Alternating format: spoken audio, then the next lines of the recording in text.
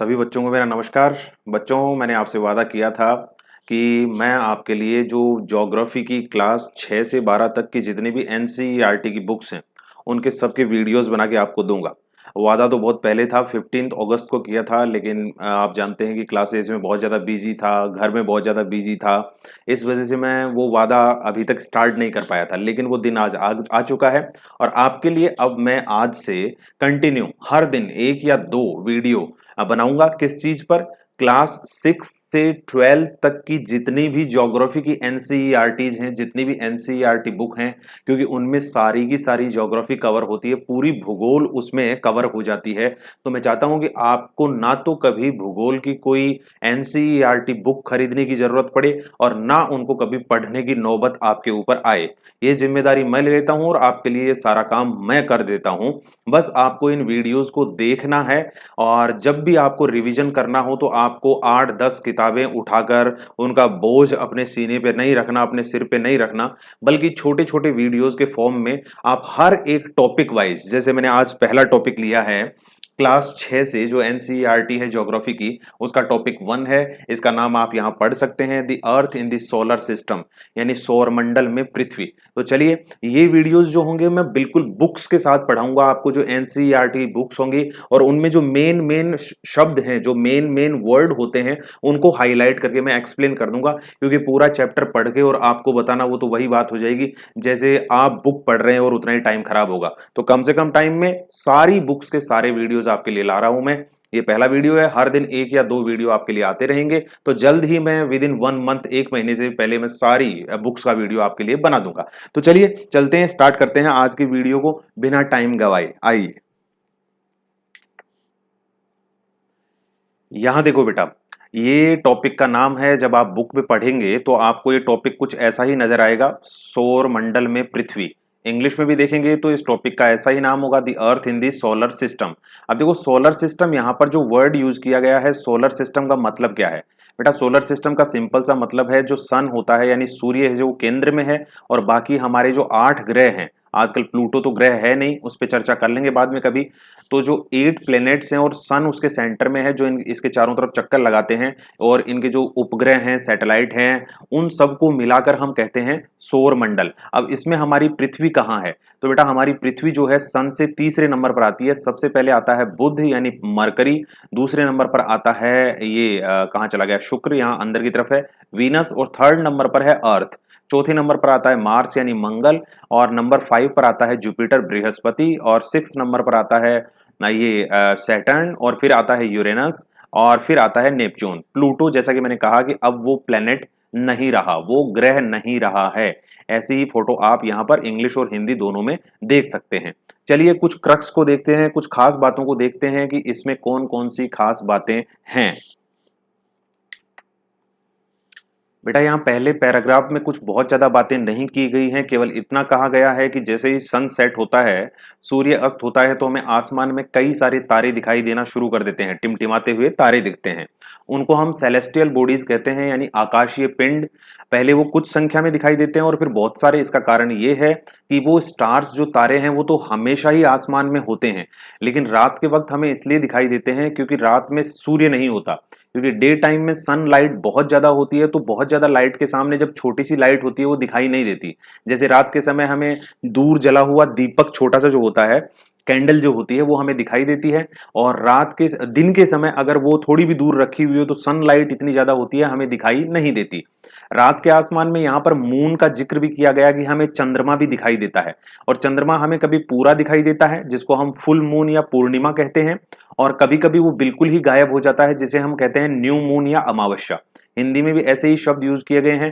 पूरा चंद्रमा दिखाई देना, जो महीने में एक बार दिखाई देता है, और एक महीने में एक दिन ऐसा भी आता है जब पूरी तरीके से चंद्रमा गायब हो जाता है। आफ्टर 15 डेज, 15 दिन का खेल होता है ये। 15 डेज के बाद फुल मून, और 15 डेज के बाद न्यू मून यानी पूर्णिमा और अमावस्या आती है। यहां पर इतनी सी बात दे रखी है। यहां एक प्रैक्टिकल भी दे रखा है, एक अभ्यास भी दे रखा है कि हम ऐसा प्रैक्टिकल कर सकते हैं कि एक पेपर में छेद कर सकते हैं, और अंधेरे कमरे में टॉर्च से जब हम रोशनी डालेंगे तो पेपर में जो छेद हैं, हॉल हो रखे हैं, वो दीवार के ऊपर हमें स्टार जैसे दिखाई देंगे। ठीक है, इसमें इस प्रैक्टिकल में कोई खास बात नहीं है। अगले पैराग्राफ की तरफ चलते हैं। यहाँ पर हमें बताया गया है कि जो जितने भी आसमान में पिंड हमें दिखाई देते हैं, जो भी सन है, मून है, या रात के आसमान में देख देख सकते हैं जो तारे दिखाई देते हैं, इन सबको हम कहते हैं खगोलीय पिंड। इंग्लिश में इनको बोलते हैं बेटा सेलेस्टियल बॉडीज। जो भी कुछ मून वगैरह those objects are in the night and we can see those bodies are called celestial bodies. अब देखिए इसमें कहा गया है कुछ जो सेलेस्टियल बॉडीज होती हैं, कुछ आकाशीय जो पिंड होते हैं, खगोलीय पिंड होते हैं, वो बहुत ही गर्म होते हैं और ये गैसों के बने होते हैं। इनको हम कहते हैं तारे, इनको कहते हैं स्टार्स। क्यों? तारा वो होता है जिसके पास खुद की ऊष्मा और खुद का प्रकाश होता है, ठीक है, क्योंकि वो उत्सर्जित करते हैं ये सब कुछ, ऊष्मा और प्रकाश जो उनकी खुद की होती है। यहाँ इंग्लिश में भी वही लिखा गया है कि स्टार क्या होगा? स्टार वो होगा जैसे सन भी एक स्टार है, स्टार्स के पास खुद की ऑन हीट एंड लाइट होती है, ये हमें ध्यान रखना है।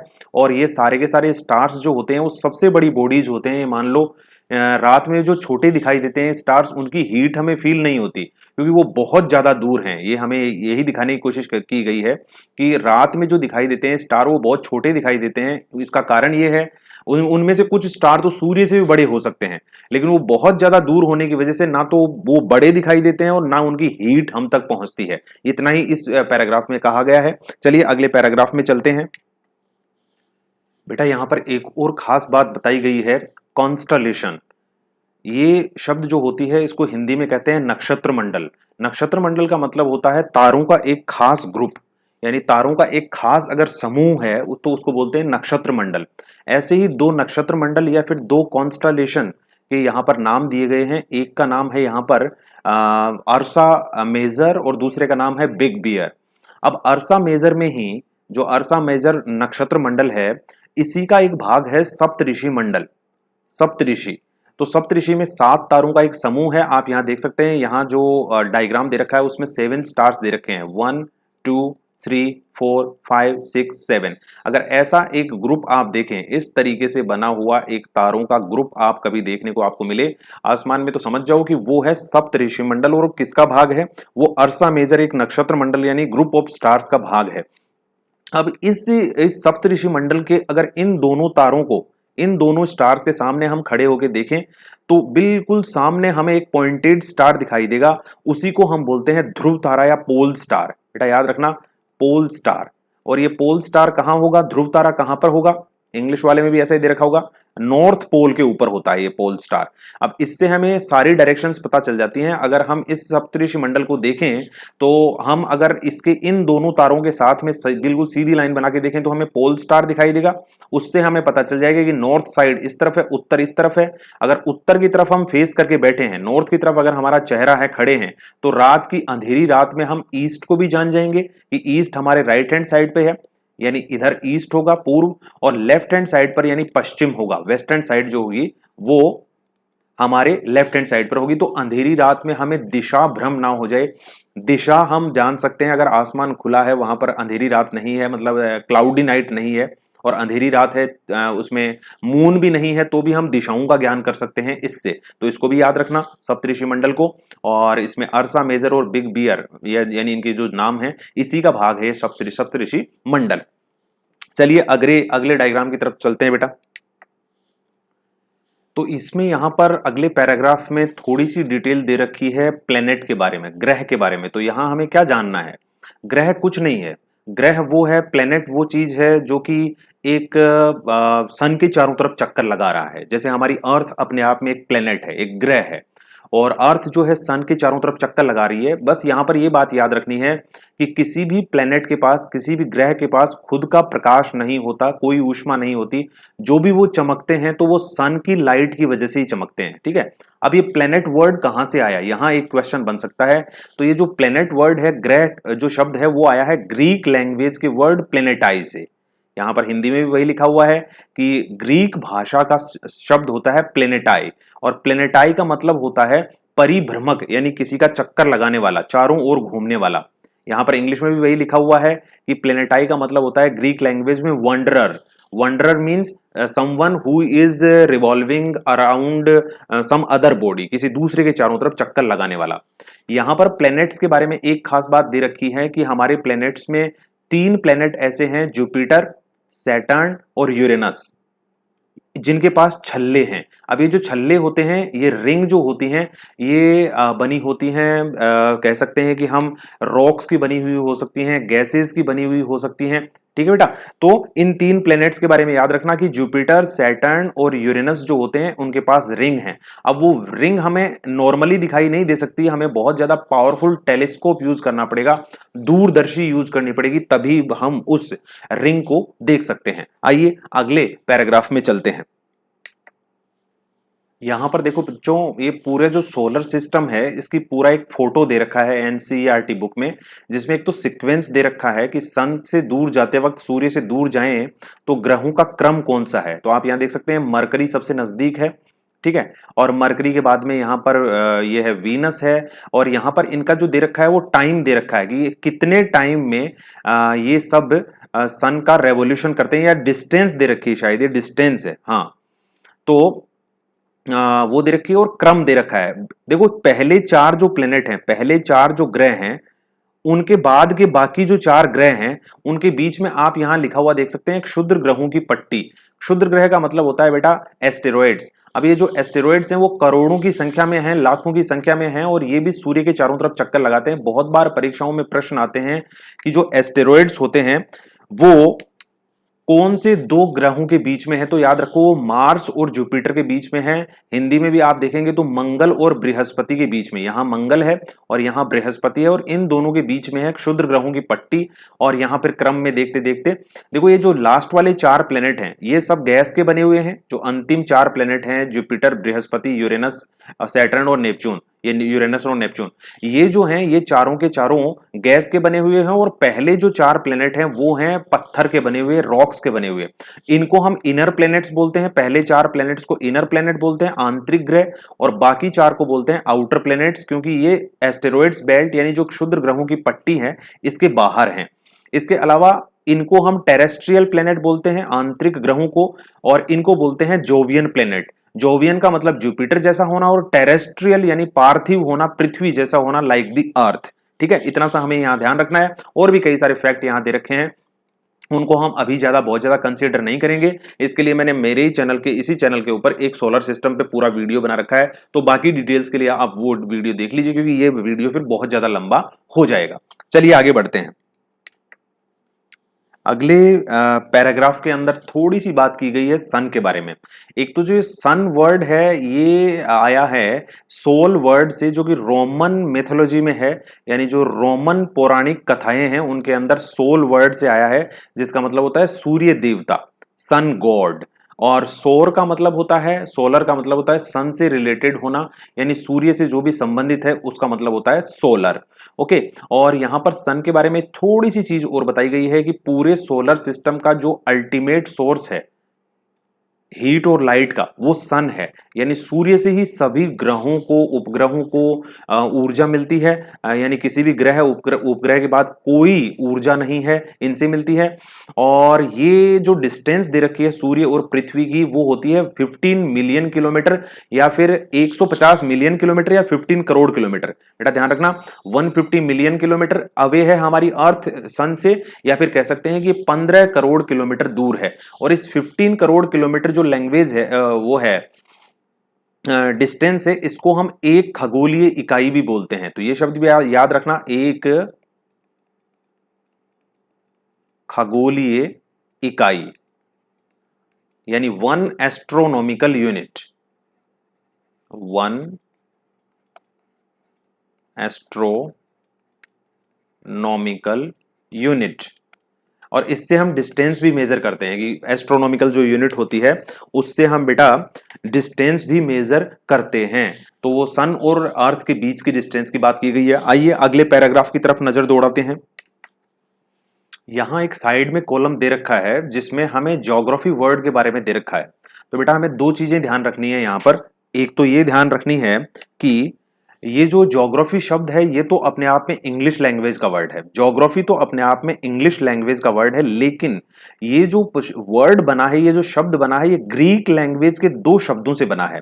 ज्योग्राफी का मतलब होता है ग्रीक में डिस्क्रिप्शन ऑफ द अर्थ, यानी पृथ्वी का विवरण, पृथ्वी का विवरण, जो कि 2 शब्दों से, 2 शब्द कौन कौन से हैं ज्योग्राफी बनाने के लिए? एक है जीई, ठीक है, इसका मतलब होता है, गी का मतलब होता है अर्थ, और आगे है ग्राफिया। अगला शब्द भी याद रखना, कभी एग्जाम में पूछ ले कि ज्योग्राफी शब्द कौन सी भाषा से बना है, तो याद रखना वो ग्रीक लैंग्वेज के, ग्रीक भाषा के दो शब्दों से बना है। जी का मतलब होता है पृथ्वी, अर्थ, और ग्राफिया का मतलब होता है लिखना, राइट करना। यानी पृथ्वी के बारे में जिस बुक में लिखा गया है वो है ज्योग्राफी। ठीक है, इससे कई सारे वर्ड और भी यहां आगे बनाए गए हैं, वो भी आप देख सकते हैं, कोई खास मतलब वाली बात नहीं है। जैसे जियोलॉजी का मतलब होता है पृथ्वी का अध्ययन, और जियोमेट्री का मतलब होता है पृथ्वी का मापन करना, और जियोइड का मतलब होता है पृथ्वी के आकार का होना। जियोइड शब्द मैं सारे वीडियोस में यूज करता हूं, तो वो आप समझ ही जाएंगे। ठीक है, तो यहां पर और कुछ नहीं दे रखा, इसी के बारे में बता रखा है कि इसी से हम कुछ और बना सकते हैं। Geology study of the earth, geometry मतलब अर्थ का मेजरमेंट करना, और जियोइड का मतलब होता है the shape like the earth. Okay, आगे बढ़ते हैं। यहां प्लूटो के बारे में थोड़ी सी डिटेल दी गई है जो कि हमें याद रखनी है कि एक तो प्लूटो जो पहले 9th प्लेनेट था, 9वां ग्रह था, उसको इंटरनेशनल एस्ट्रोनॉमिकल यूनियन, ये याद रखना है ये शब्द कि कौन हटाता है कौन जोड़ता है।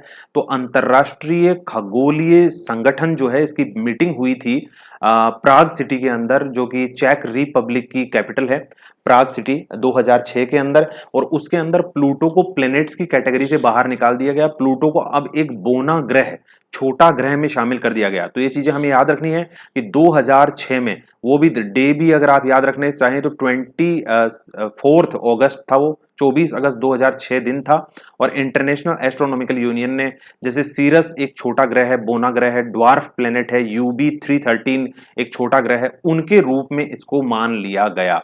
ठीक है, तो प्लूटो को अब प्लेनेट नहीं माना जाता है। इस पैराग्राफ में यहां पर दे रखा है कि हमारी जो अर्थ का शेप है वो जियोइड है। इस शब्द को याद रखना, जियोइड जो मतलब होता है उसको हिंदी में कहते हैं भू आभ या लध्वक्ष। और यह आकार कैसा होता है इसके बारे में यहां बताया गया है कि अगर हम पोल की बात करें, ध्रुवों की बात करें, तो वहां पर हमारी पृथ्वी थोड़ी सी चपटी है, फ्लैट है, पिचकी हुई है। और सेंटर लाइन की बात करें, जहां पर की इक्वेटर होती है, विषुवत रेखा होती है, वहां पर हमारी पृथ्वी थोड़ी सी बल्जी है। इस शेप को कहते हैं जियोइड। और भूआब का मतलब ही होता है पृथ्वी जैसा होना, पृथ्वी के आकार का कुछ होना।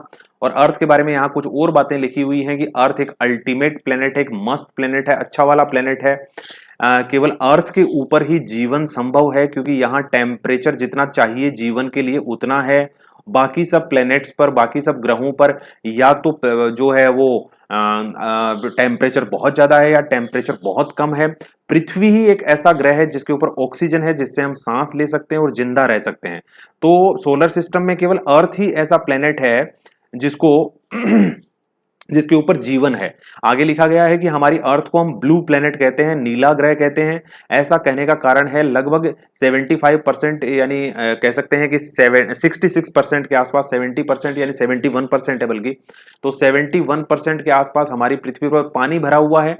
और जो वाटर है उसके अंदर रिफ्लेक्शन दिखता है बेटा, पानी के अंदर रिफ्लेक्शन दिखता है आसमान का परावर्तन। इसलिए हमारी पृथ्वी को जब हम आसमान से देखते हैं तो हमारी पृथ्वी जो है वो एक ब्लू प्लेनेट की तरह दिखाई देती है, नीले ग्रह के तौर पर दिखाई देती है। यहां पर थोड़ी सी चर्चा चंद्रमा के बारे में की गई है कि एक तो चंद्रमा का जो डायमीटर है, जिसे हम व्यास कहते हैं, यानी यहां से यहां तक का जो होता है, वो हमारी पृथ्वी से केवल 1/4 है, 1/4 है। यानी 100 अगर हमारी पृथ्वी है तो ये है 25। हमसे चंद्रमा की दूरी भी यहां बताई गई है कि वो 3,84,400 किलोमीटर है। आप इसको शॉर्ट में कह सकते हैं 3.84 लाख किलोमीटर, 3,84,000 किलोमीटर। चंद्रमा पर पहला पहुंचने वाला व्यक्ति था नील आर्मस्ट्रॉन्ग, इसका नाम याद रखना। ये 20 जुलाई 1969 को, यानी 20 जुलाई 1969 को वहां पहुंचा था। और एक और चीज इससे पहले दे रखी है कि सन से अर्थ तक, यानी पृथ्वी से सूर्य तक जो प्रकाश पहुंचता है वो तकरीबन 500 सेकेंड्स में पहुंचता है, 500 सेकंड के आसपास पहुंचता है, जिसको हम 8 मिनट के आसपास का टाइम भी मानते हैं, 8 मिनट और 16 सेकंड के आसपास का टाइम मानते हैं। ठीक है, तो चंद्रमा के बारे में ये बात, और पृथ्वी सूर्य के बारे में कि 500 सेकंड लगते हैं सूर्य से प्रकाश पृथ्वी तक पहुंचने में, तो वो भी हमें याद रखना है। यहां पर थोड़ी सी जो है चर्चा की गई है मेटेरॉइड्स के बारे में। मेटेरॉइड्स बेटा क्या होती हैं, इनको हिंदी में बोलते हैं उल्कापिंड। उल्कापिंड चट्टान के बने हुए टुकड़े होते हैं, यानी चट्टानी होते हैं। पहली चीज ये है, रोकी होते हैं, और ये इनका कोई खास ऑर्बिट नहीं होता, कोई खास कक्षा नहीं होती। और जैसे ही ये उल्कापिंड या मेटेरॉइड्स किसी दूसरे प्लेनेट के या किसी स्टार के ग्रेविटेशनल फोर्स में आते हैं तो वो उसकी तरफ खिंचे चले जाते हैं और उसके ऊपर जाकर गिर जाते हैं। रात के आसमान में आपने देखा होगा फॉलिंग स्टार, जिसको हम टूटता तारा भी कहते हैं, टूटता तारा। वो टूटता तारा और कुछ नहीं है, ये मेटेरॉइड्स ही होते हैं, उल्कापिंड ही होते हैं, जो हमारे पृथ्वी के वायुमंडल के अंदर प्रवेश करने के बाद में उन पे फ्रिक्शन होता है, घर्षण होता है और जलकर खाक हो जाते हैं। मैं वायुमंडल वाले यानी एटमॉस्फेयर वाले टॉपिक में आपको बताऊंगा कि वो मेसोस्फियर में यानी मध्य मंडल में आकर जलते हैं। मेसोस्फियर एक लेयर है, मध्य मंडल, दो परत इसके ऊपर हैं और दो परत इसके नीचे हैं। उस मंडल में आकर ये उल्कापिंड जल जाते हैं, क्योंकि उससे ऊपर जो है ऑक्सीजन की कमी होती है, इसलिए वहां पर वो नहीं जल सकते। तारों का जो समूह होता है, कई करोड़ों तारों का समूह, उसको हम बोलते हैं गैलेक्सी। यहां पर हिंदी में भी दे रखा है कि आकाश गंगा का मतलब होता है लाखों तारों का एक समूह। यहां देख सकते हैं, लाखों तारों का एक समूह जो होता है, सफेद सफेद सी पट्टी हमें आसमान में दिखाई देती है, उसको बेटा हम कहते हैं आकाश गंगा। और हमारा जो सौर मंडल है, सौर परिवार है, वो भी एक आकाश गंगा का ही भाग है और उसको हम कहते हैं मिल्की वे। मिल्की वे आकाश गंगा है, गैलेक्सी है, जिसके अंदर हमारा सौर मंडल है। और एंड्रोमेडा वो दूसरी आकाश गंगा है जो हमारी आकाश गंगा के सबसे नजदीक है। एंड्रोमेडा शब्द याद रखना, और मिल्की वे में है हमारा सौर मंडल। तो बेटा आज का ये टॉपिक यहीं खत्म होता है। अगले टॉपिक के साथ जल्द ही मैं, आज तो नहीं, कल आपके लिए एक और वीडियो बनाता हूं, यानी इस छठी क्लास की एनसीईआरटी का अगला वीडियो। तो अगला जो चैप्टर होगा वो, तो आप इन वीडियोस को शेयर भी कर सकते हैं अपने दोस्तों के साथ, सबको बता सकते हैं कि अब ज्योग्राफी आपको अगर एनसीईआरटी बुक पढ़नी है तो कहीं से भी पढ़ने की जरूरत नहीं है आपको। एनसीईआरटी के सारे वीडियोस अब मैं बना रहा हूं आपके अपने इस चैनल पे, धर्मेंद्र जियो सर पर। वीडियो को आप लाइक कर सकते हैं क्योंकि वीडियो निश्चित रूप से आपको पसंद आया होगा। अपने दोस्तों के साथ, जैसा कि मैंने कहा, इसको शेयर जरूर कीजिए। मैं आपको कहता हूं बाय बाय, आप अपना ख्याल रखिएगा। Thank you very much.